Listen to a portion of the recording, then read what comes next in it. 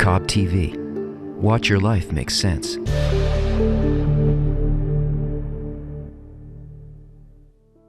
When one looks into the human heart, we can see it is a collection of desires. From the basic necessities to the more complex social desires of wealth, honor, and knowledge. But there appears a point within every human heart that yearns for something different. It desires to know only one thing. What is the meaning of my life? Angelica, Welcome can you tell me to The Point. where you were born? I was born in San Paolo, Brazil. Mm-hmm. Wasn't very easy, but it was nice. In a community where I was, kids would just be on the streets and not do anything productive. So there wasn't, problems with gangs and violence and things like that. But through activities, through play, we could develop a better community. And being so physical, I went to the physical education area and do the studies and understand, how my body works and how that can bring, the wellness and balance in life. So that was, huge part of my search. I couldn't see myself doing anything, but I wanted to make the body feel good. So you've brought 3 objects, milestones, let's say, in your life that are very important to you. Show us the first one that you've brought to share with us today. It's a plastic potted plant. Okay, I tried to find something natural, but it wasn't available. But that, just to represent. What does it represent to you? It's nature, it's life.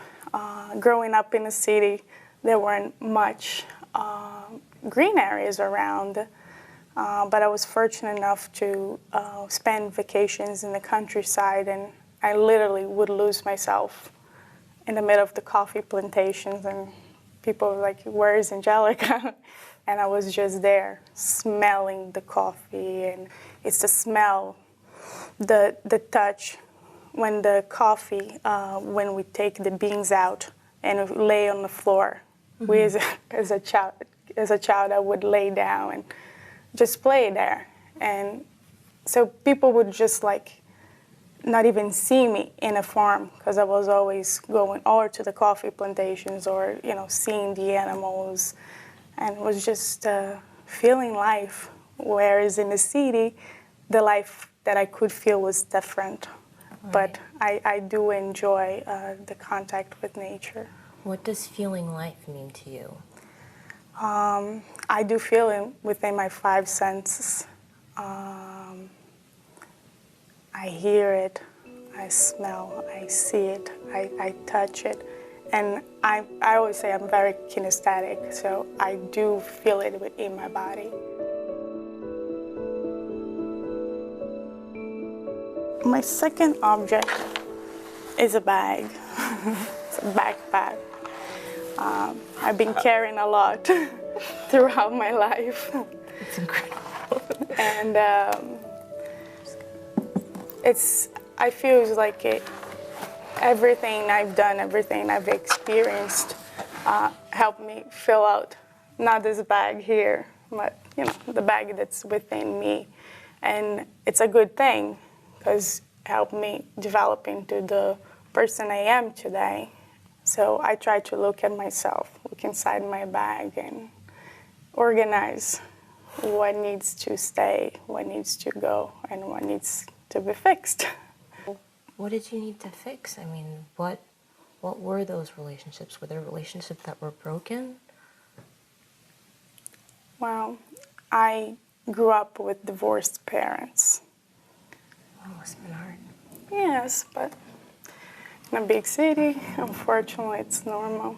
And because sometimes it's seen as normal, people don't look and understand how that can impact a child growing. Right. So, working on even though my parents were separated, They had their differences.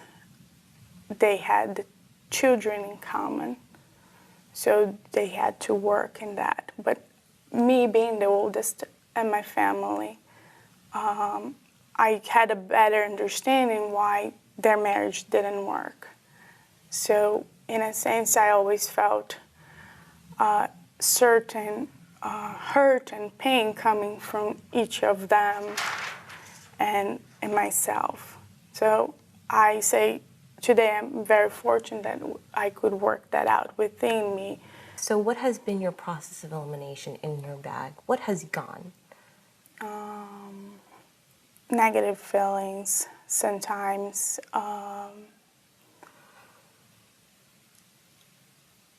disagreements or things that I did perceive negatively and impacted relationships. So I tried to let it go.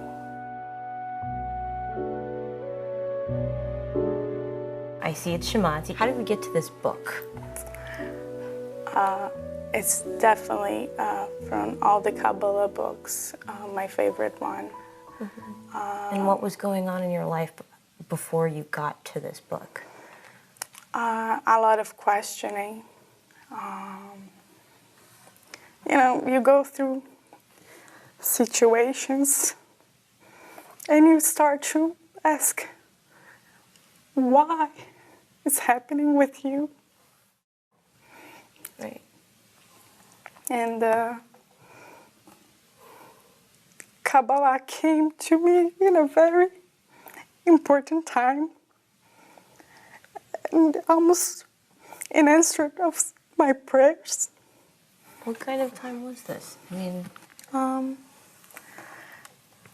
it was just difficult, very a lot of turbulence, and you start questioning why you're here. You know, like when you like now I hear people saying, you know, we come here to learn the meaning of our lives and things like that. And I was asking those very questions. right. And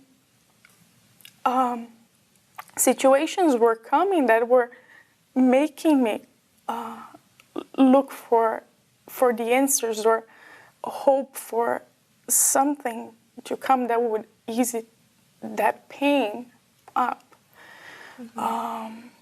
So it did came in a very important time, probably the right time, and through a very special way. And I'm just very thankful. How did it come? It came through, you know, talks. One of my instructors and also good friend and mentor. Your instructor in what? Gracie Jiu-Jitsu. Gracie Jiu-Jitsu? Kinesthetic part of yourself? Yes. The kinesthetic part of yourself. And, you know, he's always talking about Kabbalah, and in the classes and through what we do, we work with people and we deal like very strong and close with the ego. You know, nobody wants to lose. It is a certain competitive environment. Right. And is always bringing, you know, the importance of putting your ego in check and working for the greater good, understanding who is there is a friend. That's helping you to learn and right. improve. So all these talks, and you start, you know, to wonder and want to know more. So I start asking, like, what is it you're talking about? What did you find? I mean, how did this change you? Well, I don't know 100%. It does answer a lot of things and make a lot of things that happen make sense. And that brings a comfort and at the same time a very uneasy feeling that, you know. Do you have any idea of what is next? No. No? that through the study, things are being revealed. Like, there are times that I'm like, I read and it doesn't make sense. Right. And then I read something else and just clicks. Like, it's almost like I understand everything. It goes like right into what I'm experiencing in my life. I always, even though like I'm very connected with my body, I always, looked for this connection with the world, being in nature, being with the people I was around. So I always understood that, yes, the world is here, but when we die, it's not over. And this is what I look for, the continuity. Right. So there's a lot more to come, but step by step. There's something that really struck me about your story about the coffee plantations. And when you are connecting, when you're saying that you are connecting with these other people, kind of creating this continuity, are you seeing them and smelling them, so to speak, and not literally? Oh, sometimes you smell them. All of them in a room. It's getting hot.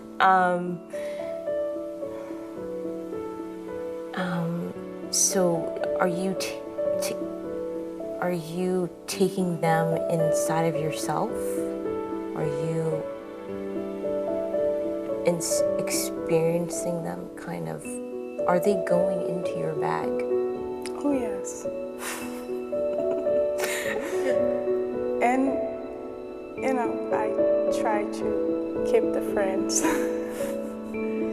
And sometimes those that you don't feel it's your friend gets off the bag.